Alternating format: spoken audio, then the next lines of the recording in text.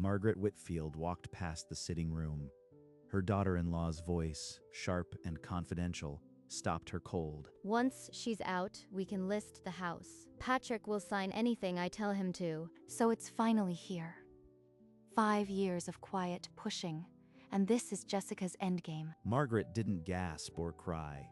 Instead, a cold, calm clarity settled over her. She turned and walked silently to her bedroom, opened the closet, and pulled out a small suitcase. She began folding clothes with steady hands, as if she'd been rehearsing this moment for months. She thinks she's getting rid of me. She has no idea what she's setting in motion. Margaret packed only essentials: a few dresses, a photograph of her late husband, a leather-bound notebook. She paused, looking at the notebook. It contained 5 years of dates, conversations, and evidence. Outside, the evening light bathed the house in gold. Inside, a quiet storm was brewing. The storm had been gathering for 5 years. Jessica's campaign was patient, surgical. She started by suggesting Margaret was too tired for holidays, then too fragile for family gatherings. Each time, Patrick nodded along. Mom, you really shouldn't overexert yourself. Patrick, don't you think she should stay home?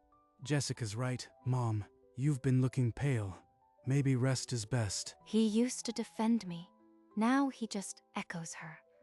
I saw it then, and I wrote it down. She documented every lie, every canceled visit, every time Jessica whispered to him. The notebook grew thick, and now, on a bright Tuesday morning, Jessica's plan reached its final stage. A car pulled up to the house. Margaret, dear, we're here to take you to your new home, the one you've been so looking forward to. Looking forward to. As if I'd chosen it. But I must keep my face still. Margaret picked up her suitcase and followed them out. Cedarwood Manor waited at the end of a tree-lined road, its brick facade deceptively welcoming. The automatic doors opened with a soft hiss, and the smell of antiseptic and old flowers greeted Margaret. Oh, look at the lovely lobby. So homey, isn't it, Margaret? Homey. Like a cage with doilies. Patrick's hand trembled slightly as he signed the intake forms. He never once looked up. My mother-in-law has been so eager to find a place that can care for her properly. Eager. As if I were a puppy being rehomed. A cheerful aide led Margaret down a long corridor to her new room. It was small, clean, and smelled of starch. Margaret set her suitcase on the bed and surveyed her new surroundings. It was exactly what she expected. Now I begin. 5 years of planning, and the first page turns today. She pulled the leather-bound notebook from her bag, opened to a fresh page, and began writing. Over the next 3 days, Margaret memorized every pattern, shift changes, medication rounds, which nurses smiled and which barely glanced up. The night shift arrives at 11:07, not 11 o'clock. They rush the medication. Small things, but they add up. On day 4, she sat on a secluded bench, pulled a small phone from her sweater, and dialed a number from memory. The call lasted less than a minute. When she hung up, her face was calm but intent. That afternoon, a nurse with kind eyes and a name tag that said Elaine knocked on her door. Mrs. Whitfield? I'm Elaine. I was just checking in. Can I get you anything? A cup of tea would be nice. Tell me, Elaine, how long have you worked here? 6 years. Long enough to know which residents need someone to listen. She's authentic. A rarity in this place. Elaine, I'd like to speak with the executive director. Can you arrange a meeting? The following morning, Margaret walked into the executive director's office. Markham looked up from his papers with a practiced, plastic smile. Mrs. Whitfield, please, sit down. I hope you are settling in comfortably. What can I do for you? He sees an old woman with a complaint. Good. Let him underestimate me. I am quite comfortable. Thank you. I had some questions about how this facility is managed. Who exactly owns Cedarwood Manor? A reputable holding company oversees us. Very stable. You don't need to worry about any of that, Mrs. Whitfield. And the licensing. I noticed the state certificate in the lobby is from 2018. Has the facility been re-inspected since? Our certifications are in order. We follow all guidelines. You are very thorough for a new resident. The conversation lasted 15 minutes. Margaret never raised her voice, but by the end, Markham's hands were clasped tight. Thank you for your time, Mr. Markham. You've been very informative. After she left, Markham stared at the door. He didn't know why, but a cold unease settled in his stomach. 2 days later, Jessica led a realtor through Margaret's house, pointing at crown moldings and stone fireplaces, as if they were already her own. These original floors will double the value. The old woman won't need it anymore, so we're cashing out. Patrick, sitting in his own dining room, finally dialed his mother's number. His hand was shaking. Mom, the house is going up for sale. I couldn't stop her. I am so sorry. I expected this, Patrick. You did what you thought was best. She hung up. The mask fell away. She reached for the phone again. She thinks the house is hers to sell. She's about to learn otherwise. Her second call was short and decisive. When she put the phone down, her eyes were flint. She opened her notebook and wrote a single word. Leon. Back at the house, the realtor clicked a button on her tablet. The listing went live. Margaret's house was now on the market, while her house sat on the market like a fresh wound. Margaret turned her attention back to Cedarwood Manor's inner workings. She began spending afternoons in the common room, listening to the residents. Mrs. Whitfield, you've spoken with Mr. Peters. His call button's been broken for weeks. Management does nothing. Broken call buttons? That's a safety issue. Has anyone filed a complaint? Several, but Markham says budgets are tight. We're drowning. Margaret's pen moved across the page. She documented times, dates, and names, dates, and names. Neglect. Understaffing, safety ignored. This facility is a lawsuit waiting to explode. Over the following days, she collected more stories. A resident left soiled for hours.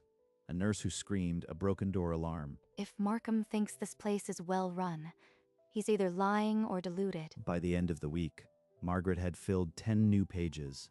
Her notebook was no longer just evidence against Jessica, but ammunition against an entire institution. While walking down a corridor on a quiet afternoon, Margaret heard muffled voices from the staff meeting room. She slowed her pace. Through the partially open door, Markham's irritated voice carried clearly. Whitfield Holdings wants the monthly report by Friday. No delays this time. The name hit Margaret like a cold draft. She stood motionless for half a beat. Whitfield, Edward's company. They still operate under his name. And someone remind the families we need updated paperwork. The Whitfield management is strict. Strict.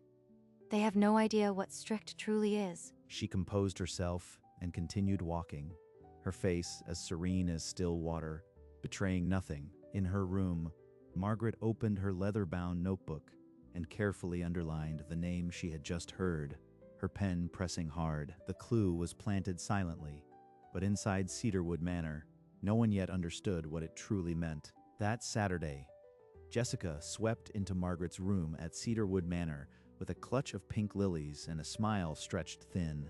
Margaret, you look absolutely radiant. The rest is doing you good. Radiant. Like a piece of furniture she wants to resell. Margaret placed her hands flat on her knees, her face as unreadable as granite. You know, the house is practically sold. The profit will be lovely for all of us. All of us. She means herself. Jessica chattered on about renovation plans and buyer offers, never once asking how Margaret truly felt. When she finally left, the room seemed to exhale.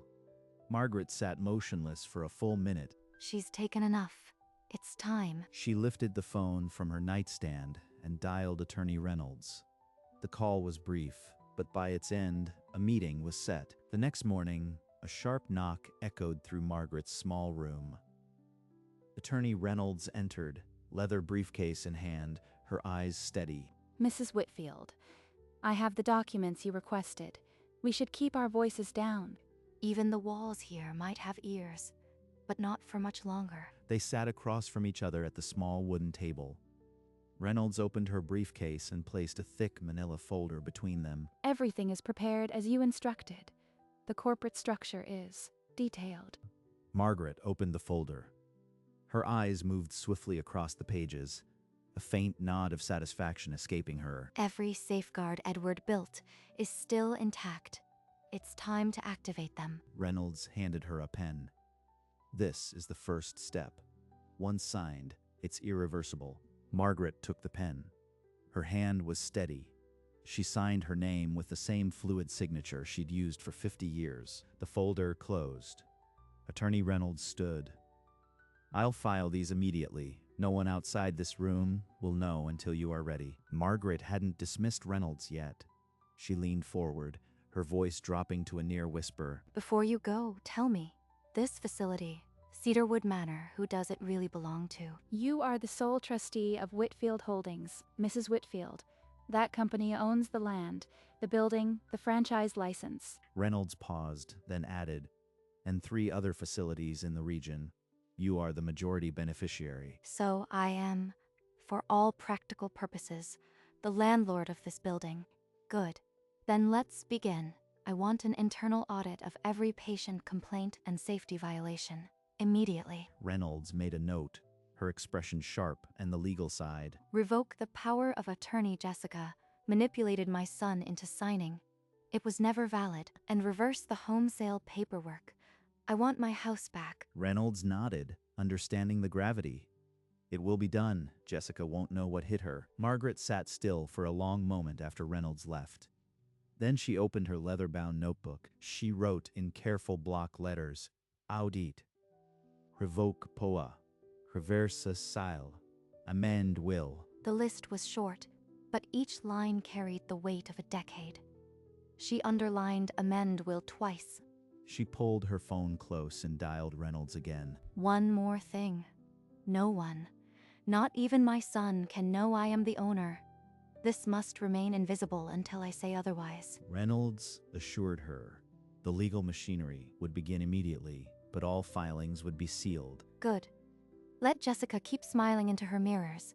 She's painting a picture that's about to be torn apart. Margaret closed the notebook, her hand steady. Outside her window, the life of the facility carried on, oblivious to the gears now turning. The trap was set.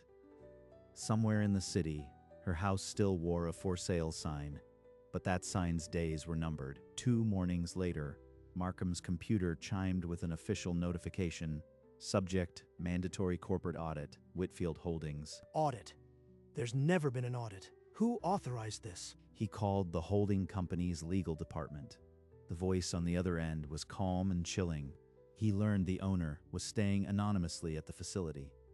The name, Margaret Whitfield. The old woman who questioned me. She's the owner. She's been watching me this whole time. He straightened his suit jacket and knocked on her door, his confidence long gone. Mrs. Whitfield, I didn't know.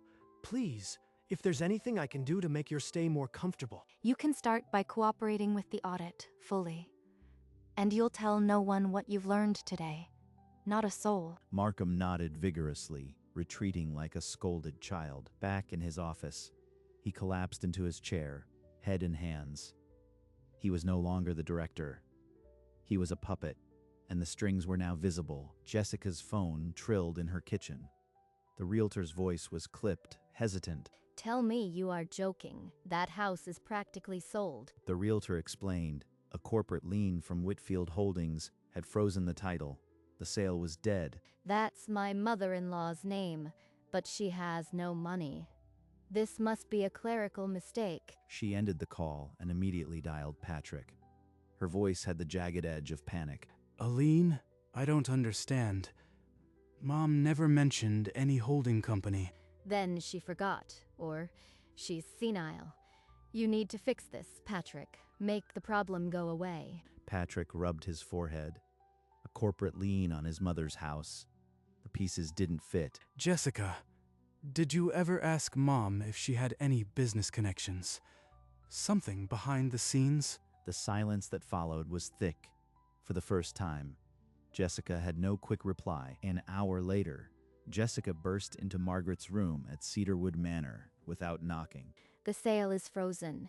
Someone put a lien on that house, and I think you know more than you are telling me. Jessica, I am an old woman in a nursing home. What could I possibly know about corporate liens? Don't play dumb. Your name is on the lien. Whitfield Holdings. I want the truth. She's so close to the truth, but still so blind. This is almost too easy. Edward had many business dealings, dear. I never involved myself. If his old company did something, I wouldn't know. Jessica's nostrils flared. She had no proof, only suspicion. Fine, but I will get to the bottom of this. And when I do, you'll regret keeping secrets. She stormed out, the door slamming behind her. Go ahead, Jessica. Dig all you want. The deeper you go, the harder you'll fall. Later that afternoon, Patrick knocked softly on his mother's door. He entered without his usual hesitation, but his face was drawn. Mom, Jessica told me about the lien. She thinks you are involved. I told her that's impossible. Patrick, I've lived long enough to know that troubling news often brings out the truth in people.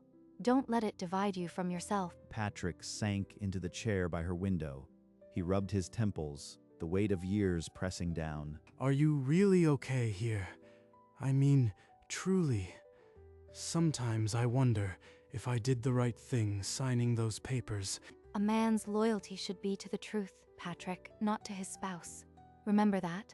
Truth? What truth? She knows something I don't. Patrick stood abruptly, his chair scraping the floor. He kissed his mother's forehead and left without another word. He's beginning to see. Good. Every man must walk through his own fog before he reaches the clearing. Patrick walked down the corridor of Cedarwood Manor, his steps heavy, the echo of his mother's words ringing in his ears. The next morning, Margaret's phone rang. It was Attorney Reynolds, her voice crisp and final. It's done. The power of attorney is void, the lien is holding, and the home sale has been legally reversed. At last. 3 weeks of patience, and the entire board is clear. She hung up and looked around the small room that had been her temporary prison. Her time here was over. She opened her suitcase and began packing with the same deliberate calm she had used when she first left home. From her leather-bound notebook, she tore a blank page and wrote a single message. Come to the house tomorrow at 3 p.m. Bring Jessica. She sent the message to Patrick. No explanation, no softening, no softening. Tomorrow, the mask comes off, and Jessica will learn exactly who she's been trying to bury. She closed the suitcase and set it by the door. Her hand was as steady as it had been the day she packed it the first time. At 3 o'clock exactly, the doorbell of Margaret's house rang. She opened it herself, her posture commanding. Margaret, what are you doing here? You should be at Cedarwood. Come inside. It's time you learned the truth. They followed her into the living room. Attorney Reynolds stood beside a polished table, documents spread across it like weapons. You tried to lock me in a building I own. Cedarwood Manor, this house, and 3 other facilities belong to me. That's absurd. You are a helpless old woman. This is some trick. The power of attorney you pressured Patrick into signing, void, the home sale, reversed. And my will has been rewritten. She held up the freshly amended will. Jessica's name was absent. This isn't legal. I'll fight this. The only fight is with yourself. Now leave my house. Patrick, you must decide where you stand. Jessica stormed out, and the front door closed with a final heavy click. Margaret turned to her son. Patrick's legs buckled. He collapsed onto the sofa, tears streaming down his face. Mom, I am so sorry. I let her control everything. I failed you. Sorry isn't enough, Patrick. But you are still my son. The question is whether you'll keep being a puppet. By evening, the for sale sign had vanished from the lawn as if it had never been there. Nurse Elaine arrived with a small overnight bag, her eyes kind. Margaret had offered her a new position as her personal carer. Elaine, welcome to your new home. I need someone I can trust implicitly. I won't let you down, Mrs. Whitfield. This is a fresh start for both of us. At the front door, a locksmith installed a heavy-duty deadbolt, its brass gleaming in the evening light. The house was finally secure. So was Margaret. 2 days later, Attorney Reynolds returned to Margaret's home with a pristine document embossed with the Whitfield seal. Mrs. Whitfield, your new will and trust documents are ready. Once signed, Jessica will have no claim. Margaret took the pen and signed without hesitation. The stroke was final, clean, and absolute. Let Jessica try to contest this. She'll find nothing but a stone wall. That afternoon, she ordered a car and returned to Cedarwood Manor, not as a resident, but as its sovereign. Effective immediately, all operational decisions come to me. Markham, you will report directly each week. Of course, Mrs. Whitfield. Whatever you need. In the lobby, a small sign now read "Under New Management." She walked the halls for a final time, acknowledging every resident with a nod, her footsteps quiet but unyielding. The nightmare was buried.